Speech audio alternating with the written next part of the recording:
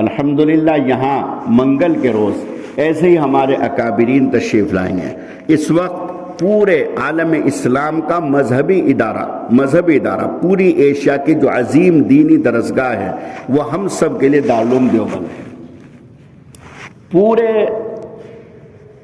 Asia کے مسلمانوں کی یہ سمجھ لیجئے گا کہ دل کی ایک دھڑکن ہے اور عقیدتوں کا مرکز اور ماخذ ہے دارالعلوم دیوبند۔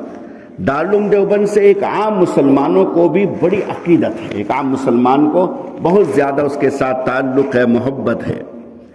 تو وہاں کے جو سب سے بڑے عالم ہیں وہ وہاں کے شیخ الحدیث بھی ہوتے ہیں اور وہاں کے محتمم بھی ہوتے ہیں۔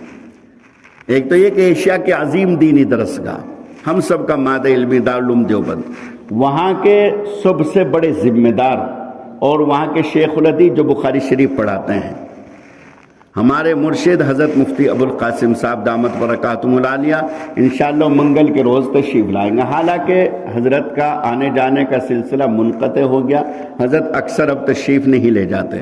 حضرت سے درخواست کی اور حضرت نے فوراً اس کو منظور فرما لیا، قبول فرما لیا۔ انتہائی درجہ حضرت کی شفقت اور ہم لوگوں کے ساتھ حضرت کی عنایت کا معاملہ ہے۔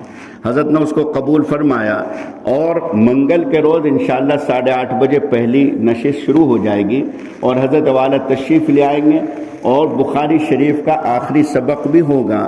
بخاری شریف کا آخری سبق پڑھائیں گے دارالعلوم دیوبند کے نائب محتمم استاذ حدیث حضرت مفتی راشد صاحب دامت برکاتہم العالیہ۔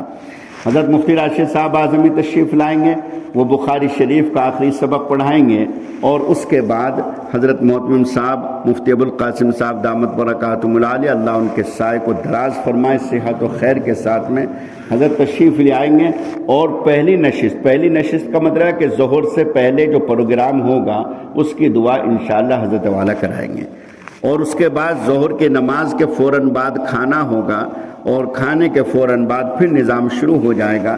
اور دوسرا جو پروگرام، دوسری جو نشست ہے ظہر سے لے کر کے عصر تک، اس میں مختلف علماء تشریف لائیں گے، لیکن جو ممتاز ترین شخصیت ہیں انشاءاللہ وہ تشریف لائیں گے دارالعلوم دیوبند کے دوسرے شیخ الحدیث، چونکہ 2 شیخ الحدیث ہوتے ہیں ہر مدرسے میں، ایک شیخ اول کہلاتا ہے، ایک شیخ ثانی کہلاتا ہے۔ جو بخاری شریف کی پہلی جلد پڑھاتا ہے اس کو شیخ اول کہتے ہیں، جو بخاری شریف کی دوسری جلد پڑھاتا ہے اس کو شیخ ثانی یعنی کہ دوسرے شیخ۔ تو پہلے شیخ تو ہمارے حضرت محتمم صاحب ہیں اور دوسرے شیخ ہیں حضرت علامہ قمر صاحب، مولانا قمر الدین صاحب گورکھپوری دامت برکاتہم العالیہ۔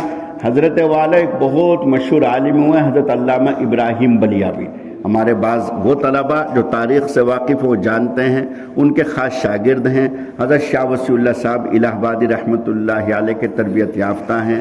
حضرت مولانا محی السنت شاہ ابراء الحق صاحب رحمۃ اللہ علیہ کے خلیفہ اور مجاز ہیں۔ اور جب ہم لوگ دارالعلوم میں پڑھا کرتے تھے اس زمانے میں حضرت وہاں کے ناظم تعلیمات بھی تھے حضرت علامہ قمر الدین صاحب۔ تو انشاءاللہ دوسری جو نشست ہوگی ظہر کے بعد سے لے کر کے عصر تک، اس کی جو دعا ہے وہ انشاءاللہ حضرت علامہ قمر الدین صاحب دامت برکاتہم کرائیں گے اور باقی ان کے ساتھ دیگر علماء کرام خانقاہ تھانہ بون سے حضرت تھانوی کے جو خانقاہ ہیں وہاں کے ذمہ دار ہیں حضرت مولانا نجم صاحب وہ تشریف لائیں گے اور اسی طریقے سے دارالعلوم وقت دیوبند سے انشاءاللہ حضرت مفتی احسان صاحب وہاں کے استاذ حدیث ہیں، مفتی ہیں، وہ تشریف لائیں گے اور دیگر اس طریقے سے علماء کرام کی انشاءاللہ تشریف آوری ہوگی۔ تو گاؤں والوں سے میری درخواست اور گزارش یہ ہے کہ تشریف لائیں، وقت پر آئیں اور پہلی نشست میں بھی شریک رہیں، دوسری نشست میں بھی شریک رہیں، حضرت محتمم صاحب کی بھی دعا میں شرکت فرمائیں اور اسی طریقے سے حضرت علامہ قمر الدین صاحب دامت برکاتہم کی زیارت بھی کریں۔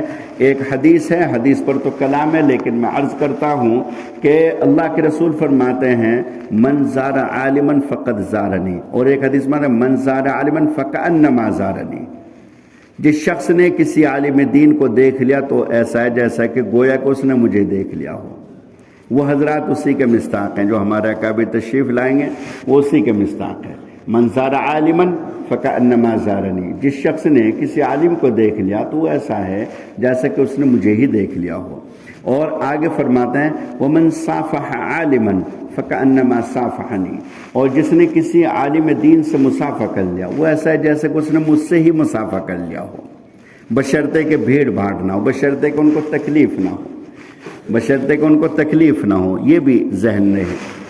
और आगे फरमाते वमन जालस आलिमन, जो किसी आलिम दीन की मजलिस में बैठा, फ़कअन्नमा जालसनी, तो वह ऐसा है जैसे कि मेरे ही पास बैठा हो। और आगे अल्लाह के रसूल सल्लल्लाहु अलैहि वसल्लम फरमाते हैं वमन जालसा आलिमन वमन जालसनी फिद दुनिया, और जिसने मेरी मुजालसत और वो मेरे साथ दुनिया में बैठा, तो अल्लाह रब्बुल इज़्ज़त उसको फ़क़द अजलसहुल्लाहु मई फिल आखिरा, तो अल्लाह ताला उसको मेरे साथ आखिरत में बिठाएंगे। अल्लाह के रसूल सल्लल्लाहु अलैहि वसल्लम ने फरमाया, तो यह आलिम दीन की फजीलत है। और अल्हम्दुलिल्लाह सुम्मा अल्हम्दुलिल्लाह पूरे तयक्कुन के साथ, पूरी क़ुव्वत के साथ और पूरी ज़िम्मेदारी के साथ ये बात अर्ज़ करता हूँ कि ऐसे उलमा कि जो इसके मिस्ताक हों वह हमारे उलमाए दीन, हमारे उलमाए देवबंद हैं, हमारे अकाबिरीन हैं, कि जिनके चेहरों को देख कर के अल्लाह की याद ताज़ा होती है, अल्लाह की तरफ इंसान की क़ल्ब की तवज्जो होती है और अल्लाह रब्बुल इज़्ज़त उनको याद आता है। ऐसे हमारे उलमाए देवबंद हैं। अल्लाह रब्बुल इज़्ज़त उनके साए को हमारे सरों पर देर तक कायम रखे और अल्लाह ताला उनके फ़यूज़ व बरक़ात से पूरे आलम को रोशन और मुनव्वर फरमाए। आमीन या रब्बल आलमीन। व आखिर दावाना।